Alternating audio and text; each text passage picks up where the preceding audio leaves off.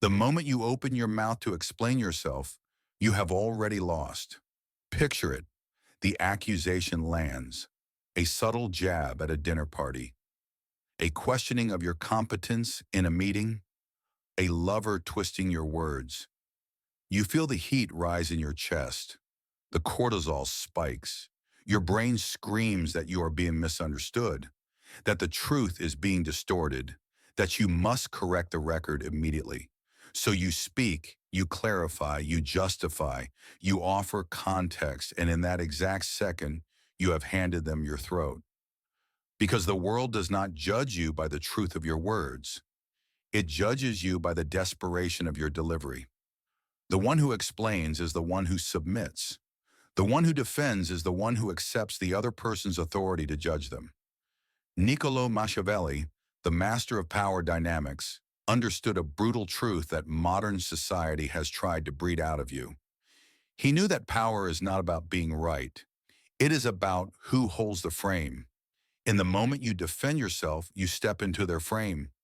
You become the defendant in their courtroom. But what if you didn't?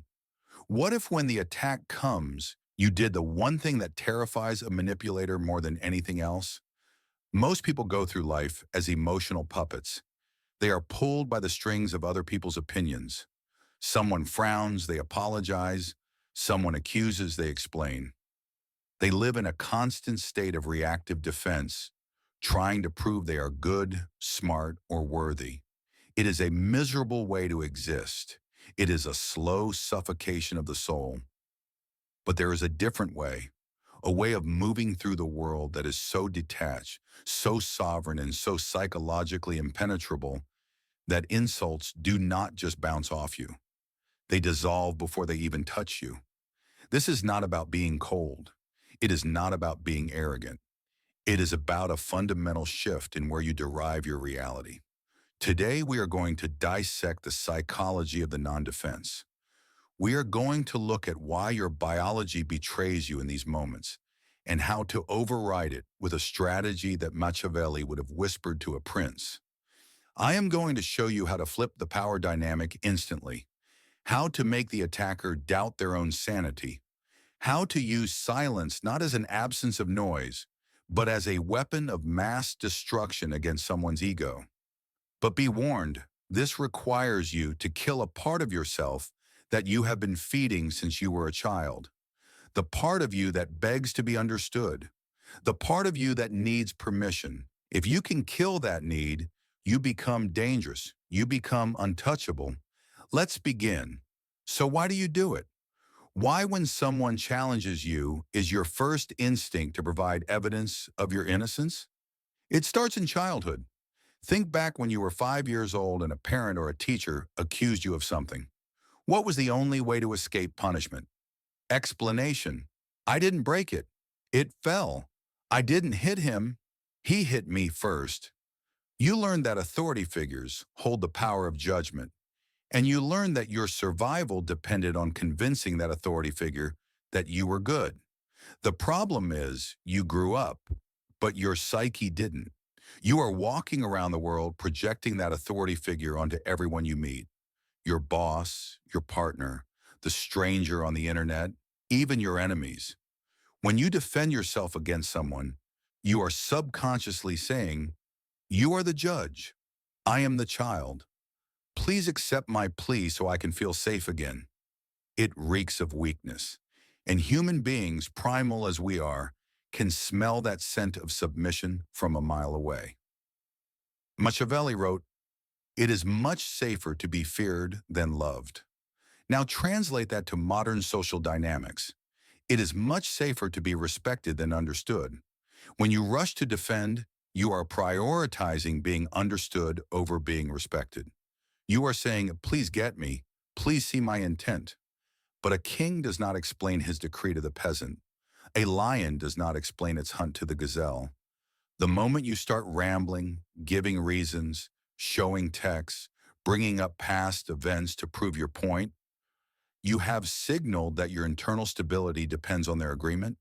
You have given them the key to your house. And once they have that key, they can trash the place whenever they want. This is the trap of the validating self. You believe that if you just explain it clearly enough, they will say, "Oh, I see now. You are right. I was wrong." How often does that actually happen? Almost never, because the attack was never about the facts. It was about the power. They didn't accuse you because they wanted the truth. They accused you to see if you would jump, and you jumped.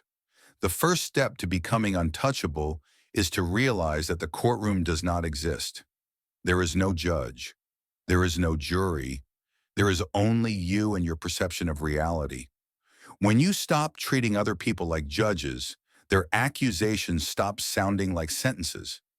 They start sounding like opinions, and opinions are just noise. So what happens when you don't jump? Imagine the scenario.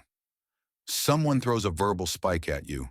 You're being incredibly selfish right now. The old you would say, "No, I'm not. I did X, Y, and Z for you yesterday. I'm just tired, defensive, weak, reactive." Now imagine the Machiavellian approach. They say, "You're being incredibly selfish right now." You look at them. You hold eye contact. You don't blink. You keep your face completely neutral. You let the silence hang in the air for 3, 4, 5 seconds. Do you know what happens in that silence? It is a psychological vacuum. The human brain is terrified of silence during a conflict.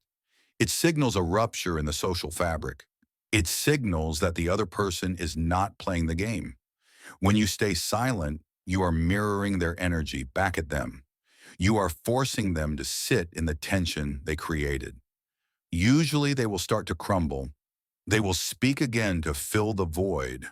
I mean, you're not always selfish, but just right now, why are you looking at me like that? They start defending themselves against your silence. The power has flipped. This is the gray rock method taken to a weaponized level. You become a void. A void cannot be attacked. You cannot punch mist. You cannot cut water. By refusing to provide the resistance of a defense, you cause their attack to pass right through you and unbalance them. This requires immense internal control, because inside your ego is screaming, "Fight back! Say something clever! You must leash that dog!" Machiavelli knew that the most powerful person in the room is the one who cannot be read. If you defend, you reveal your values. You reveal what hurts you. You reveal your buttons. "I'm not stupid," you shout. Now they know your insecurity is intelligence. "I'm not a bad person." Now they know your insecurity is moral standing. Silence reveals nothing. It is a dark mirror. And when they look into it, they only see their own aggression reflected back, and it makes them uncomfortable. It makes them feel judged, which is ironic because you haven't said a word. Sometimes silence is not enough. Sometimes a situation requires words, but never defensive words. If you must speak, you never push back against the force. You pull it. You use the aikido of conversation. There is a concept in dark psychology called agree and amplify. It creates a state of cognitive dissonance in the attacker. If someone accuses you of something absurd, defending yourself validates the absurdity. It suggests the accusation is serious enough to warrant a response. Instead, you lean into it. You exaggerate it until it becomes a caricature. Attacker. You are so obsessed with money. You're greedy, defensive.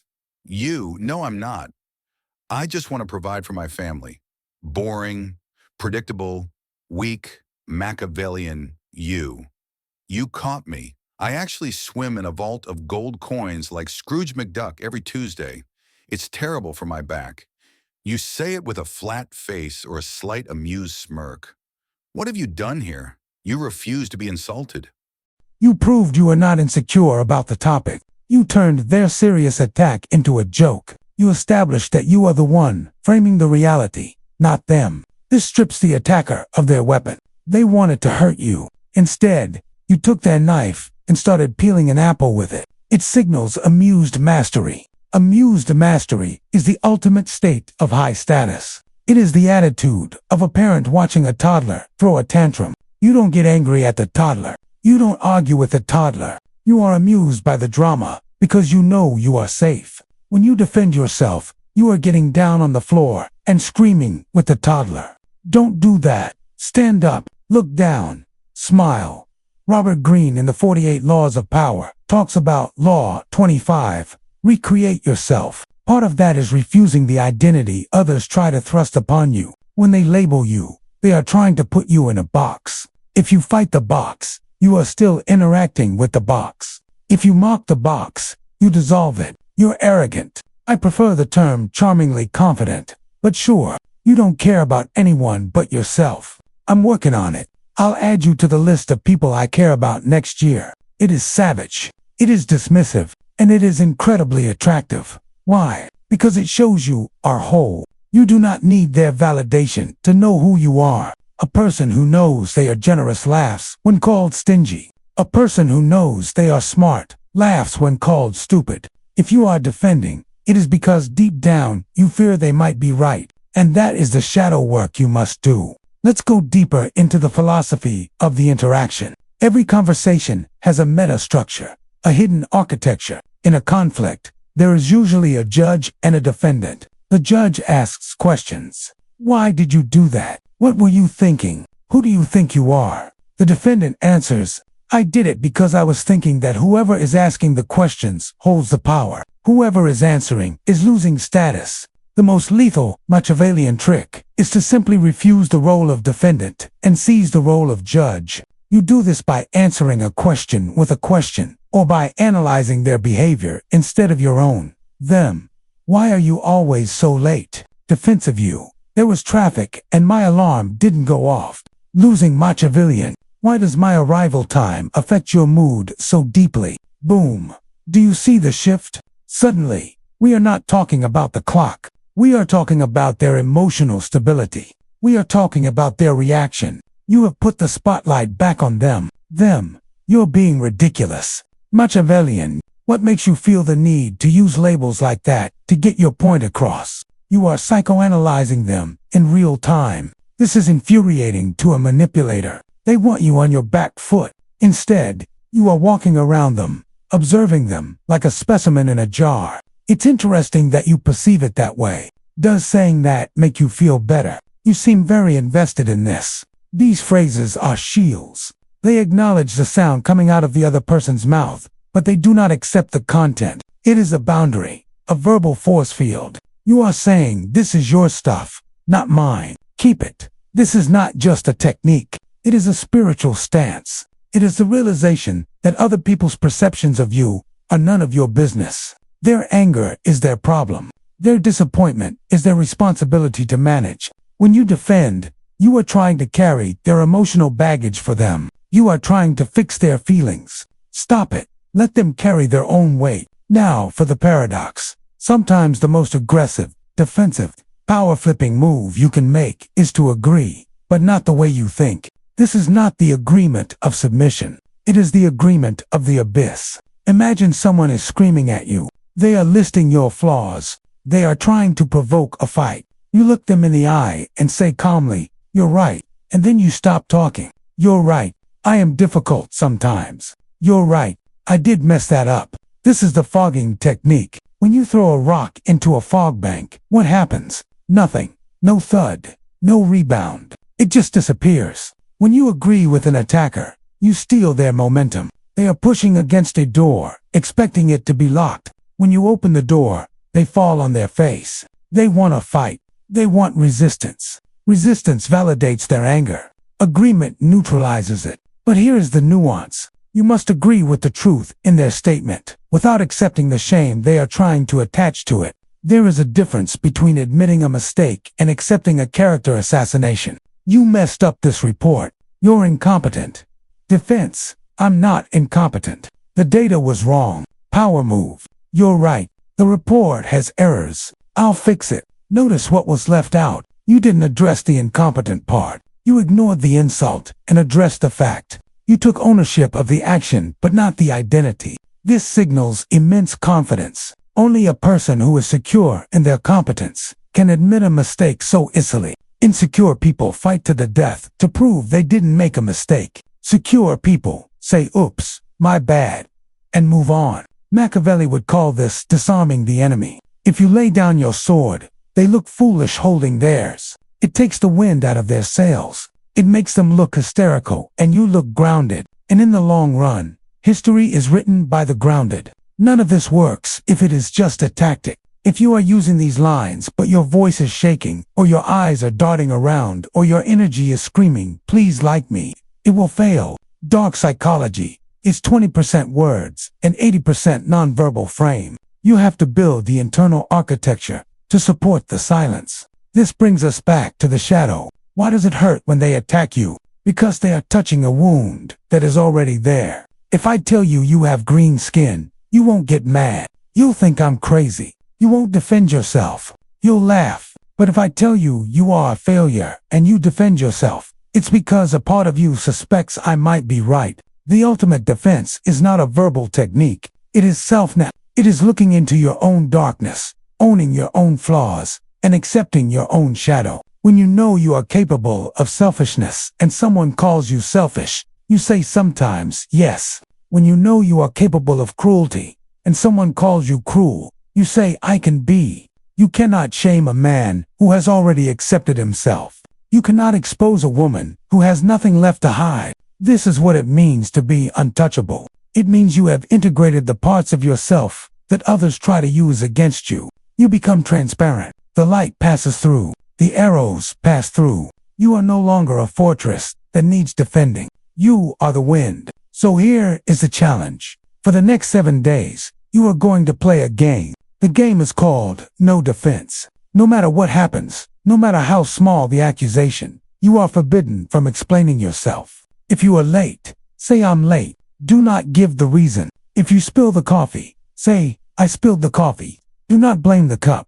If someone misunderstands you, let them misunderstand you. Sit in the fire of that discomfort. Feel the urge to fix it, to manage their perception, to be the good guy, and let that urge burn to ash. Watch what happens to the people around you. Watch how they react when you stop playing the game. You will see confusion, then respect, then a strange kind of magnetism, because people are drawn to certainty and nothing screams certainty louder than a person who does not need to explain why they exist. You are reclaiming your energy. You are plugging the leaks in your soul. You are stepping out of the role of the child and into the role of the sovereign. The world will try to pull you back. It will try to bait you. It loves a reaction. Don't give it one. Keep your mystery. Keep your power. Keep your silence. If this philosophy resonates with the darker, deeper part of your mind, the part that is tired of performing for others, then you know what to do. Subscribe, but not because I asked you to. Subscribe because you are done being a prey animal in a world of predators.